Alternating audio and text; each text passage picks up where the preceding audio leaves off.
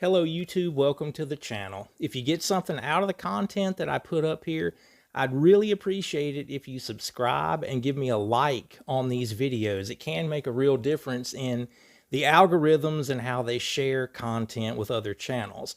Also, if you're interested in some one-on-one Skype sessions, you'll find a good email on me in the description of every video I put up.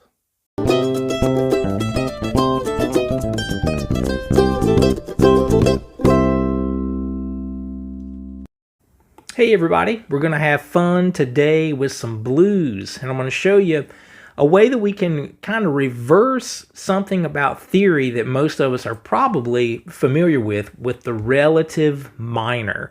I've got a ton of stuff on the channel about the chord scale and different modes, blues scales, things of that nature, that if you need to catch up some, you can find all of that content in my Learn the Fretboard playlist is what it's called. But today we're going to jump right in on doing this trick that you might not have discovered. Okay, if you're familiar with your pentatonic scales and those shapes that we play out of,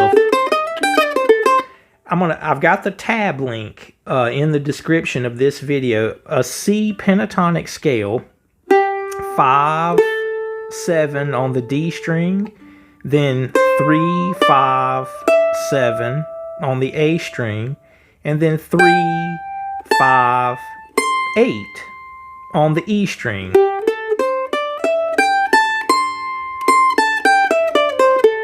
Now we're going to all use chromaticism around that, hopefully, to give it a nice bluegrass kind of sound if we're playing a bluegrass solo, but really anything to be able to feel what's happening around those intervals. Here comes where we could reverse that whole relative minor concept. An A minor blues scale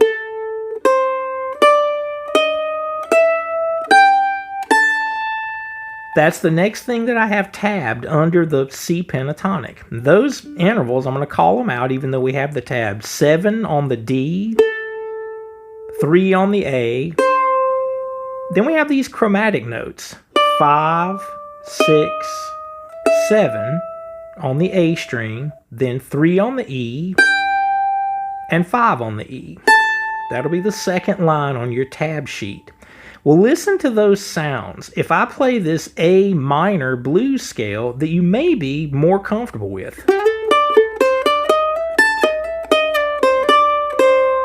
I can play those notes over a C chord, and it gives me that bluesier sound. Again, a little bit of street theory that you really should understand. If we're thinking of that as the outline of an A minor, then these chromatic notes, that would be a flat 5 down to the 4th scale degree if we were playing it over an A minor chord. But the same exact shape, when you're playing in C major, if it sounds a little vanilla, if we use those same intervals, then that becomes the minor third and the major third of the C chord. So those two sounds are interchangeable with each other, provided that it's a song that this particular note selection would serve that song. So we have that in this closed position. And the same thing could happen lower on the neck. If we were thinking of C here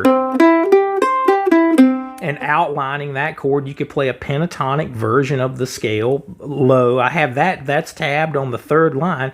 But back to the blues thing and the way that we could, again, shift the manner of thinking there and play the minor blues over the major chord. So here's A minor blues.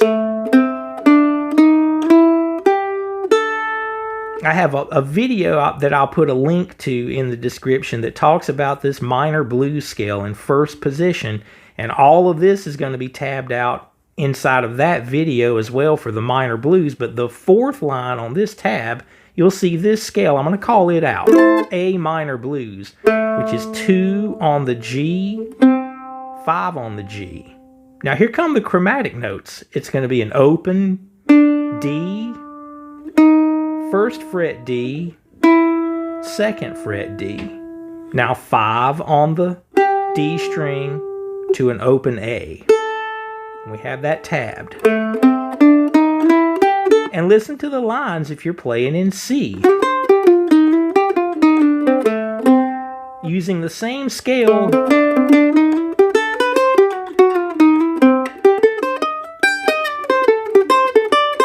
Just applying that minor blues over the C chord. So if you haven't ever thought of it this way, check it out and see if it doesn't make your playing more colorful in that way.